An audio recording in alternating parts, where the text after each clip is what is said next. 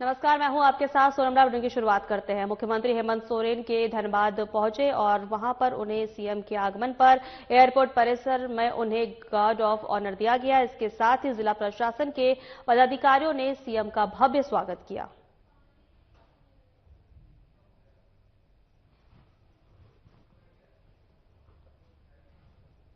आपको बता दें कि मुख्यमंत्री हेमंत सोरेन धनबाद पहुंचे, जहां सीएम के आगमन पर एयरपोर्ट परिसर में उन्हें गार्ड ऑफ ऑनर दिया गया। इसके साथ ही जिला प्रशासन के पदाधिकारियों ने सीएम का भव्य स्वागत किया।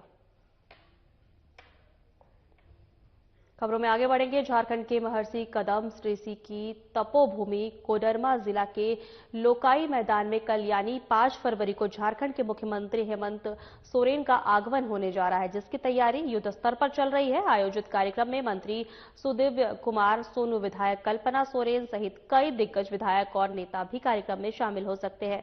इस दौरान कोडरमा विधानसभा की पूर्व उम्मीदवार रह चुकी शालिनी गुप्ता भारी समर्थकों के साथ झारखंड मुक्ति मोर्चा की सदस्यता ग्रहण करेंगी।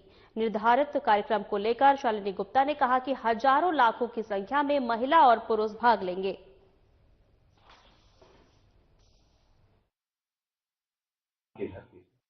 देखिए, झारखंड राज्य के लोकप्रिय मुख्यमंत्री माननीय श्री हेमंत सोरेन जी का कल कोडरमा आगमन को लेकर के जितना उत्साह और जोश है, वह सीधे तौर पर एक सम्मान और भरोसे का संदेश लेकर के आया है।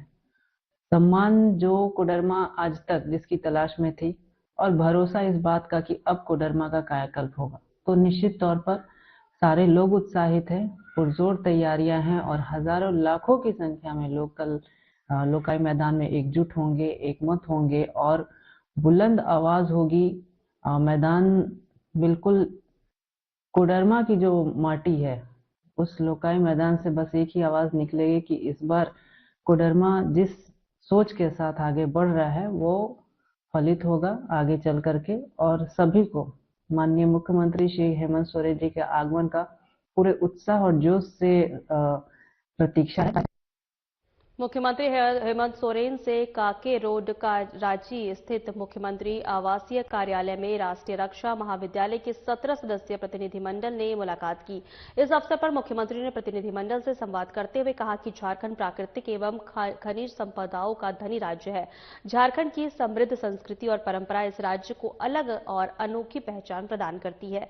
यहाँ की जनजातीय संस्कृति और परंपराएं इस राज्य की धरोहर है। हमारा राज्य विश्व प्रसिद्ध परंपराओं को कर जाना जाता है। साथ ही मुख्यमंत्री हेमंत सोरेन ने कहा कि झारखंड के खिलाड़ियों ने पूरे विश्व में अपनी प्रतिभाओं का लोहा मनवाया है। राज्य सरकार ने यहां एक बेहतर खेल नीति बनाई है।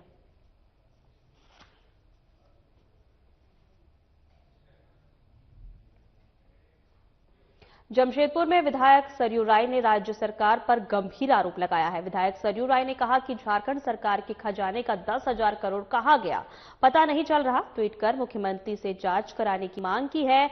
पूर्व वित्त मंत्री डॉक्टर रामेश्वर उमराव ने ऑडिट कराया तो घपला उजागर हुआ।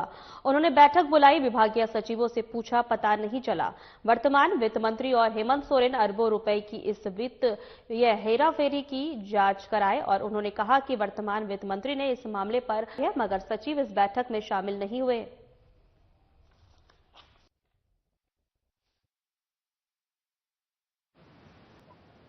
रामेश्वर उरांव जी वित्त मंत्री थे, तो उन्होंने सरकार उस ऑडिट में उभर कर आया कि 10,000 करोड़ रुपए का हिसाब ही नहीं मिलता है, कहाँ है।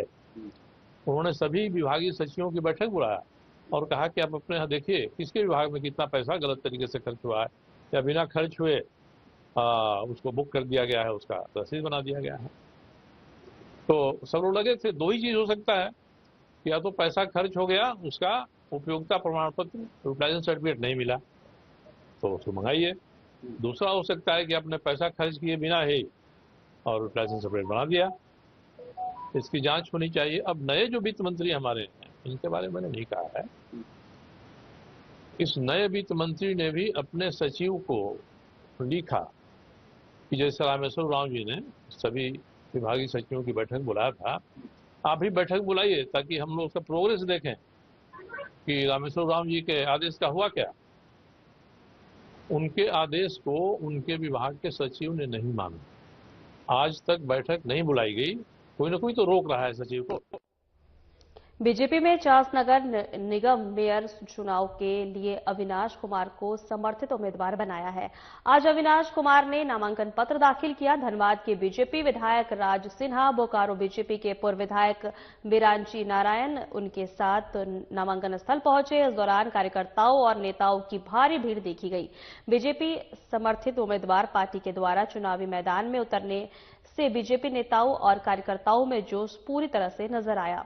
नामांकन के बाद मीडिया से बात करते हुए अविनाश कुमार ने कहा कि चास नगर निगम की जो मूलभूत सुविधा लोगों को मिलनी चाहिए, उसे सुविधा को उपलब्ध कराना हमारी जिम्मेदारी होगी। भ्रष्टाचार को दूर करना भी मेरी प्राथमिकता में होगी। वहीं बीजेपी समर्थित उम्मीदवार बनने पर कहा कि एक बूथ स्तर के कार्यकर्ता को पार्टी ने अपना समर्थन दिया है, यह हमारे लिए बड़ा सम्मान है।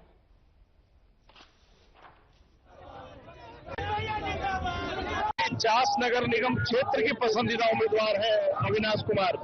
डिप्टी मेयर रहे हैं, बहुत सौम्य है, सुशील है, बहुत ही स्नेहिल व्यवहार है, बहुत ही व्यवहारिक नौजवान है, काम करने वाले हैं। और चास नगर निगम क्षेत्र हमारे बोकारो विधानसभा क्षेत्र में आता था। मैं पिछले लगभग 20 वर्षों से इस नौजवान को जानता हूं और मुझे खुशी है कि भारतीय जनता पार्टी ने एक सुयोग्य नौजवान को यहाँ अपना समर्थन दिया है। चास की जो महान जनता है उनसे आग्रह करता हूं कि चास के विकास के लिए और जो विकास अवरुद्ध है चास का, उसको दूर करने के लिए अविनाश को अपना आशीर्वाद दें और जो भी उनका चुनाव चिन्ह आवंटित होगा उस पर अपना बटन दबाएं। और मैं आपको विश्वास दिलाता हूं कि जैसे मैंने 10 साल चास बोकारो की पूरी ईमानदारी से सेवा करके और कई बड़ी योजनाओं को जमीन पर लाया है, वैसे अविनाश कुमार भी चास का शहर और ग्रामीण की बात नहीं है। जिस प्रकार से ये सरकार चल रही है झारखंड के अंदर, जो भ्रष्टाचार में आकंठ डूबी हुई है, सरकारी संरक्षण में अपराधियों का बोलबाला है और लगातार नगर निगम क्षेत्रों को उपेक्षित कर रहे, चुनाव कराने का मूड नहीं था। वो तो माननीय उच्च न्यायालय का प्रेशर और भारतीय जनता पार्टी का आंदोलन, इससे मजबूर होकर के ये सरकार चुनाव कराने जा रही है। तो आज जनता में बिल्कुल उत्साह है और इस सरकार के प्रति उबाल भी है और निश्चित रूप से जनता मन बना चुकी है कि जो चास नगर निगम में सबसे पहली प्राथमिकता होगी कि जो चास नगर निगम में सफाई व्यवस्था हो और मूलभूत सुविधा जैसे सड़क, नाली, लाइट की व्यवस्था हो। जो निगम से लोग चाहते हैं कि हमारी सफाई व्यवस्था बढ़िया हो, सड़क बढ़िया हो, ड्रेनेज सिस्टम बढ़िया हो, उसकी प्राथमिकता रहेगी। एक चीज भ्रष्टाचार सबसे बड़ा मुद्दा रहा है चास नगर निगम, उसको कैसे कंट्रोल? भ्रष्टाचार अगर कहीं है तो उसे आप लोगों के सहयोग से, जनता के सहयोग से उसे कम किया जाएगा। कहीं अगर जनता को लगती है कि गलत हो रहा है, अगर जनता बताती है तो उस पर पूर्ण रूपेण कार्रवाई होगी। जहां तक मेरे संज्ञान में आएगा तो उसे मैं पूर्ण रूपेण ठीक करने का प्रयास करूंगा। भाजपा ने एक छोटे से बूथ लेवल कार्यकर्ताओं को इतना बड़ा सम्मान दिया। ये भाजपा के सभी जितने यहाँ के निवर्तमान विधायक, चंदन क्यारी के निवर्तमान विधायक, वर्तमान सांसद, पूर्व सांसद, प्रदेश अध्यक्ष, सभी को मेरा आभार। चास नगर निगम चुनाव को लेकर राजनीतिक सरगर्मी तेज हो गई है। आज पूर्व मंत्री समरेश सिंह की बहू और बीजेपी नेत्री परिंदा सिंह ने शक्ति प्रदर्शन के साथ नामांकन दाखिल किया। परिंदा सिंह ने गरगापुल स्थित काली मंदिर में विधिवत पूजा अर्चना की। इसके बाद समर्थक और स्थानीय लोगों के साथ रैली निकालते हुए मेयर प्रत्याशी के रूप में नामांकन पर्चा भरने के लिए रवाना हुई। रैली के दौरान उन्होंने जनता से अपने पक्ष में मतदान की अपील की।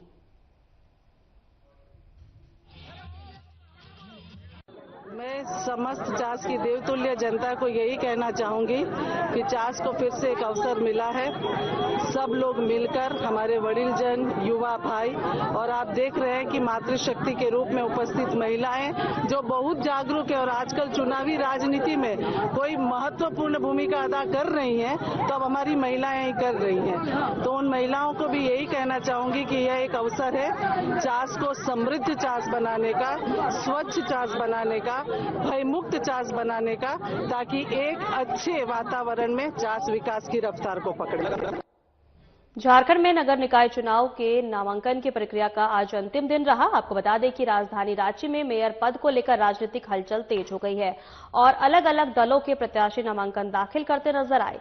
बीते दिनों कांग्रेस की ओर से रमा खलखो अपना नामांकन पत्र दाखिल किया था। वहीं आज भारतीय जनता पार्टी की प्रत्याशी रोशनी खलखो ने भी अपने समर्थकों के साथ जोरदार शक्ति प्रदर्शन करते हुए नामांकन भरा। रोशनी खलखो भारी संख्या में बीजेपी कार्यकर्ता और समर्थकों के साथ समाहरणालय पहुंची। उनके नामांकन के दौरान बड़ी संख्या में लोगों की भीड़ देखने को मिली और समर्थकों ने बढ़ चढ़कर हिस्सा लिया। आपको दिख गया होगा कि कितने लोगों का प्यार है भारतीय जनता पार्टी का, पूरे परिवार का कितना प्यार है, साथ ही पूरे राजधानी वासियों का कितना प्यार है। एक एक लोगों के चेहरे के उत्साह से आपको नजर आ रहा होगा, क्योंकि हो सकता है भारतीय जनता बाकी लोगों का जो उत्साह है और बाकी लोग जो कह रहे हैं कि हम लोगों के घर तक जाते हैं, लेकिन रोशनी खलखो और भारतीय जनता पार्टी का मानना है कि रोशनी खलखो लोगों के दिल में बसती है। 2 बार पार्षद, उसके बाद अब मेयर। देखिए विजन बहुत है और लगातार 2 बार अपने वार्ड से सांसद रही है, अनुभव है और अभी मेयर के रूप में नामांकन अपना उन्होंने भरा। निश्चित तौर पर रोशनी खलखो जैसा नाम रोशनी है, विकास की रोशनी पूरे रांची नगर में फैलाने का काम करेगी। आज राजधानी झारखंड की रांची है, लेकिन कई कमियां हैं और लॉ एंड ऑर्डर से लेकर है वो 100% उसे पूरा करने का काम करेंगे। हम सभी लोग रोशनी खलखो जी के समर्थन में यहाँ पहुंचे हैं। आज जिस तरह से आज आशीर्वाद यात्रा के रूप में जिस तरह जनमानस का समर्थन मिला है, वो जीत का पहले में पहुंच चुकी है। बस जिस दिन काउंटिंग होगा सर्टिफिकेट लेना बाकी है। और इस तरह 2 बार पार्षद रही है, यहाँ का बेटी है और जिस तरह से चतरा नगर निकाय चुनाव में अध्यक्ष पद के लिए सियासी सरगर्मी तेज हो गई है। अध्यक्ष पद के लिए 22 प्रत्याशियों ने कुल 34 सीट से अपना नामांकन दाखिल किया है। आज नामांकन का अंतिम चरण होने के साथ जो है समाहरणालय परिसर में दिन भर गहमा गहमी का माहौल रहा। प्रत्याशियों ने समर्थकों के साथ पहुंचकर नामांकन किया, जिससे शहर का राजनीतिक तापमान बढ़ता नजर आया। इस चुनाव में शहर का समग्र विकास, पेयजल संकट का स्थायी समाधान और बढ़े हुए होल्डिंग टैक्स को कम करना प्रमुख चुनावी मुद्दे बनकर उभरे। अब नामांकन प्रक्रिया पूरी होने के बाद चुनावी मैदान और भी दिलचस्प होने की उम्मीद है, जहां जनता की समस्याओं को लेकर प्रत्याशी आमने सामने होंगे। चतरा नगर परिषद चुनाव जो 29/1/26 से लेकर के 4/2/26 तक इसका निर्धारित था, का 11 बजे से लेकर के 3 बजे तक, उसमें अंतिम रूप से यहाँ पे 22 कैंडिडेट ने 34 सेट में 34 नामांकन किया है। पहला दिन कितना किए थे? उसके बाद पहला दिन आपका 1 हुआ था और उसके बाद दूसरा दिन 2 हुआ था, फिर 2 को 5 हुआ था और 3 को फिर 7 हुआ था और 4 को 8 कैंडिडेट ने नॉमिनेशन किया है। कुल मिलाकर 22 कैंडिडेट ने नॉमिनेशन किया है और सेट के रूप में अगर देखेंगे तो 34 सेट में नॉमिनेशन हुआ है कुल। विजन पिछले जब से भारत आजाद हुआ है, आज भी चतरा की जनता वही बिजली, वही पानी, वही सड़क पर रखते पड़े हैं। इससे आगे सोचना होगा और जो आदरणीय देश के यशस्वी प्रधानमंत्री का सोच है 2047 विकसित भारत का, उसमें चतरा का भी। गिरिडीह के नगर निगम चुनाव की आज अंतिम दिन नॉमिनेशन प्रक्रिया हुई, जिसमें गिरिडीह नगर निगम मेयर प्रत्याशी अंतिम दिन में 13 प्रत्याशी ने नामांकन पर्चा भरा, तो वहीं गिरिडीह में कुल 20 प्रत्याशियों ने अपना नामांकन करवाया, जिससे 2 महिला प्रत्याशी और 18 पुरुष ने अपने जो है नामांकन पर्चा भरे। वहीं कुल फॉर्म की बात करें तो 28 फॉर्म जमा हुए।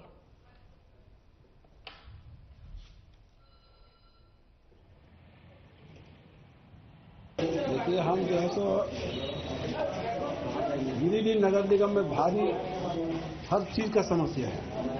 अभी जो नाली भी व्यवस्था नहीं है, ना रोड का व्यवस्था है, न शहर में साफ सफाई की व्यवस्था है और अनेक प्रकार की जो सुविधा होनी चाहिए जनता के लिए वो सुविधा नहीं है।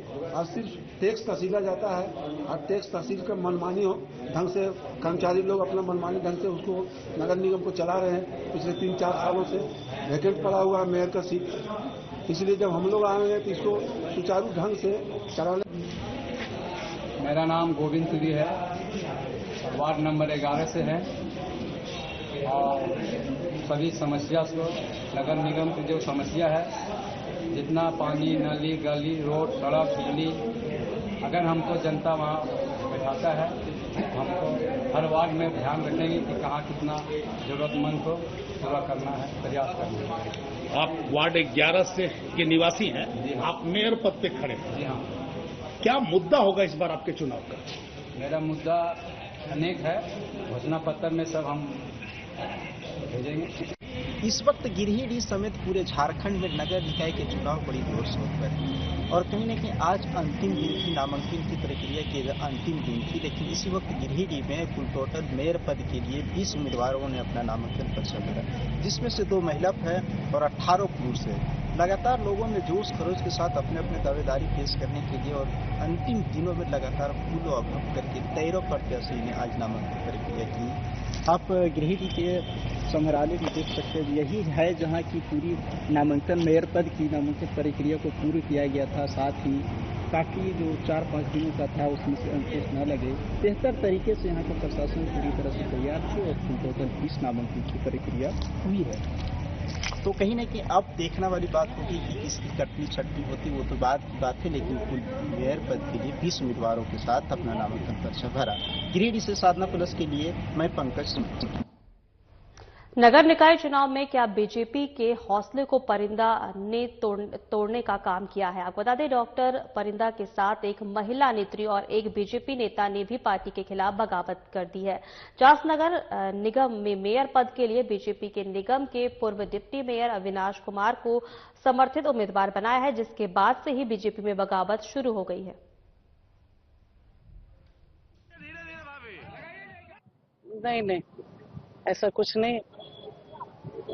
ऐसा है कि उनकी तरफ से समर्थित प्रत्याशी है, लेकिन ऐसा कुछ नहीं है कि पार्टी से और लोग खड़े नहीं हो सकते। ऐसा कोई पार्टी ने नहीं दिया है और आज जनता की आवाज के रूप में मैं आपके समक्ष उपस्थित हूं। देखिए, जब मैं पिछली बार आई थी तो चास के लिए मैं दादा की बहू थी।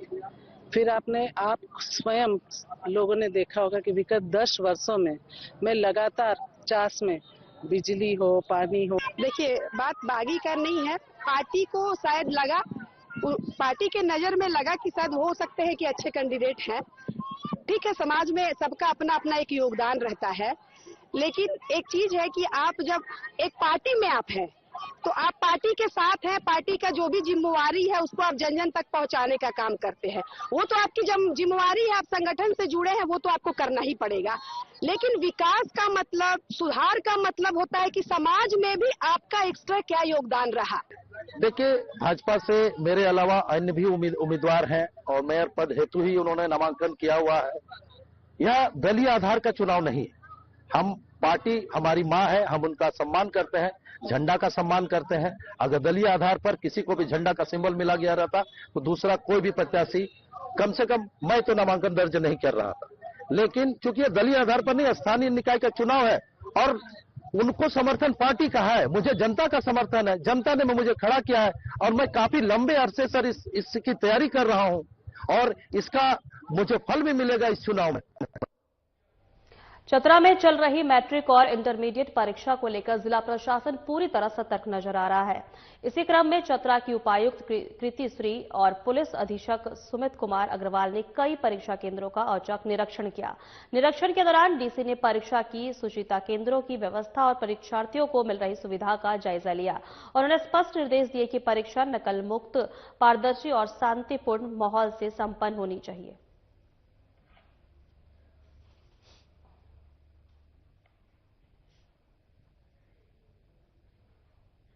जामताड़ा जिला के अंतर्गत नाला प्रखंड क्षेत्र में बारघरिया सभा भवन में भारतीय कम्युनिस्ट पार्टी की जिला परिषद बैठक आयोजित की गई। बैठक की अध्यक्षता कॉमरेड उमापद कोड़ा ने की है। वहीं बैठक की शुरुआत में महाराष्ट्र के उप मुख्यमंत्री अजित पवार के निधन पर शोक संवेदना व्यक्त की गई और उन्हें श्रद्धांजलि दी गई और मुख्य अतिथि के रूप में राष्ट्रीय परिषद सदस्य और नाला विधानसभा के पूर्व प्रत्याशी कन्हैया चंद्र माल पहाड़िया उपस्थित रहे। आज भारतीय कम्युनिस्ट पार्टी जामताड़ा जिला कमेटी का बैठक वरिष्ठ कॉमरेड उमापद कोरा की अध्यक्षता में बारघरिया सभा भवन में प्रारंभ किया गया। बैठक का प्रारंभ के पहले ही महाराष्ट्र के उप मुख्यमंत्री अजित पवार के निधन पर शोक संवेदना करते हुए श्रद्धांजलि दिया गया। और इस बैठक में हमारी राष्ट्रीय परिषद के सदस्य सह जामताड़ा जिला प्रभारी कमरेड पशुपति कोल ने विशेष करके उपस्थित थे। उन्होंने बात रखा कि देश में 10 ट्रेड यूनियन के नेतृत्व में 12 फरवरी को जो आम हड़ताल बुलाया गया उस पर भी विचार किया गया। जमशेदपुर में कांग्रेस नेता फिरोज खान ने प्रेस कॉन्फ्रेंस कर पूर्व मंत्री बन्ना गुप्ता पर जमकर हमला किया, जहां फिरोज खान ने कहा कि बन्ना गुप्ता को अपनी पत्नी सुधा गुप्ता को मानगो मेयर चुनाव में नहीं खड़ा करना चाहिए था, बल्कि जेबा खान को समर्थन करना चाहिए था। साथ ही उन्होंने कहा कि मानगो क्षेत्र में जितना विकास होना चाहिए था नहीं हुआ, केवल यहां के लोगों को ठगा गया। मेरे साथ हमारे ईमानदार लोग हैं। देखिए, आज का प्रेस कॉन्फ्रेंस का रखने का मुद्दा यही है कि हम लोग मानगो नगर निगम का चुनाव लड़ने जा रहे हैं। हमारी अहलिया, हमारी धर्मपत्नी और हम लोगों ने बहुत काम किया। मानगो 2000 से लेकर अभी तक जितना काम हम लोगों ने किया है, यहाँ का जनप्रतिनिधि जितने भी थे आज तक उन्होंने नहीं किया। उन लोगों ने वही काम किया जिसका उनको कमीशन मिलता था। आधार कार्ड में कमीशन नहीं मिलेगा तो वो काम नहीं किया, वोटर कार्ड में कमीशन नहीं मिलेगा तो वो काम नहीं किया, राशन कार्ड बनवाना है तो उसमें कमीशन नहीं मिलेगा, वो काम नहीं किया। ठीक है, रोड, नाली, बिजली, पानी, ये कोई विकास नहीं। मैं विकास उसको मानता हूं जो अपने क्षेत्र में हाई स्कूल बनाए, इंजीनियरिंग कॉलेज बनाए, अच्छा अस्पताल बनाए, वो ना विकास होगा। अरे मानगो नोटिफाइड में तो हम लोग होल्डिंग टैक्स देते हैं मानगो नोटिफाइड को, नगर निगम को, तब ना वो हमको देता है, रोड और बनाता है, नाली साफ करता है। बिजली वाले को बिजली का बिल देते हैं। जमशेदपुर के जुगसलाई थाना क्षेत्र में हुई बड़ी चोरी का पुलिस ने 24 घंटे के भीतर खुलासा कर दिया। सिटी एसपी कुमार श्रीवासिस ने बताया कि 1 फरवरी की रात घर में घुसकर हीरा, सोना और चांदी के जेवरात चोरी किए गए थे। सीसीटीवी, गुप्त सूचना और डॉग स्क्वाड की मदद से पुलिस ने आरोपी ऋतिक कुमार सिंह को गिरफ्तार कर लिया। उसकी निशानदेही पर करीब 1 करोड़ रुपए के जेवरात और नकदी बरामद किए गए।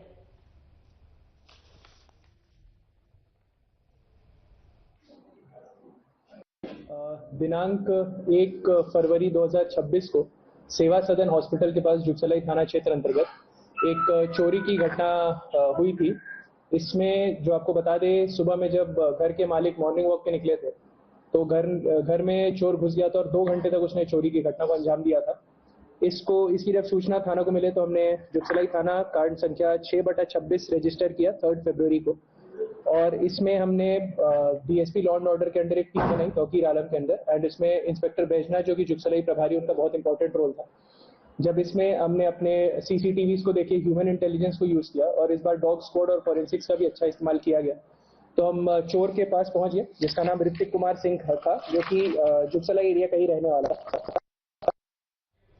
चिराचस थाना इलाके के वार्ड संख्या 4 न्यू पिनरा गोड़िया में एक महिला के घर में अकेला पाकर एक महिला ने बेहोश कर घर में रखे गए 3.5 लाख रुपए के जेवर और 5,000 नकदी की चोरी कर ली। सलवार सूट पहनी एक महिला भीख मांगने को लेकर सुल्तान के दरवाजे पर दस्तक दी। जैसे ही उसने दरवाजा खोला और भीख मांगी, उसके बाद सुल्तान जैसे ही चावल लाने के लिए मुड़कर आगे बढ़ी, कपड़े से उसके नाक और मुंह को बंद कर दिया और वह बेहोश हो गई। जिसके बाद महिला घर के अलमीरा में रखे जेवरात और नकदी को लेकर फरार हो गई। घर में केमिकल लगा कपड़ा भी मौके पर पड़ा हुआ था। इसकी जानकारी पुलिस को दी गई। पुलिस ने मामले की जांच शुरू कर दी है। 1:30 से 2 के बीच का जब आई तो वो इधर पड़ी थी रास्ते में, पूरा बेहोश थी, तो अलमारी पूरा खुला था और सामान पूरा बिखरा हुआ था, सब चीज ले गए। बच्चे लोग बताए, बाबू लोग खेल रहे थे, जल्दी से गए तो फिर बोले मम्मी बेहोश हो गई है, तो फिर आई तो देखी यहाँ बेहोश थे और कपड़ा लगा हुआ था मुंह में। फिर यहाँ पर आई तो पूरा सामान बिखरा हुआ था। मुझे नॉक की उसने, मैंने दरवाजा खोली, मल्ली रुके लेकर आ रही चावल, और फिर टर्न की मैंने, उसने मुँह दबा दिया। तो मैंने उतना गौर से नहीं देखी। कितनी संख्या में थे वो लोग? मैंने तो एक को ही देखी, क्योंकि तो गौर से नहीं देखी मैं। बहुत सारे लोग आते, कौन याद रखता है उतना, हमेशा नए आजकल तो बहुत नए आ रहे हैं। मुँह बांधी थी क्या? नहीं मुँह नहीं बांधी। अच्छा, लगभग कितने का जेवर और नकद ली गई है? 3-3.5 लाख का जेवर होगा। बात नहीं हुआ है, घटना हुई है इधर गोरिया में। एक महिला है, अकेले रहती थी अपने घर में, और 2-3 दिन पहले एक पुरुष आया था भिक्षा मांगने के बाद। उससे पूछताछ किया कि आपके घर में कौन कौन रहता है, जानकारी प्राप्त किया। उसके बाद पुनः आज एक महिला आई, और वो महिला जो है वो कुछ कपड़ा में कुछ केमिकल रखी थी, उसको सुखा दी और बेहोश हो गई थी। कुछ सामान उसके घर से ले लिया गया। बोकारो के जरीडीह थाना क्षेत्र में अवैध शराब तस्करी का पुलिस ने खुलासा किया है। कार्रवाई के दौरान पुलिस ने करीब 4000 लीटर विदेशी शराब, 8 लाख रुपए नकद बरामद किए। बोकारो पुलिस ने अवैध शराब कारोबार के खिलाफ बड़ी कार्रवाई करते हुए जरीडीह थाना क्षेत्र से भारी मात्रा में विदेशी शराब जब्त की।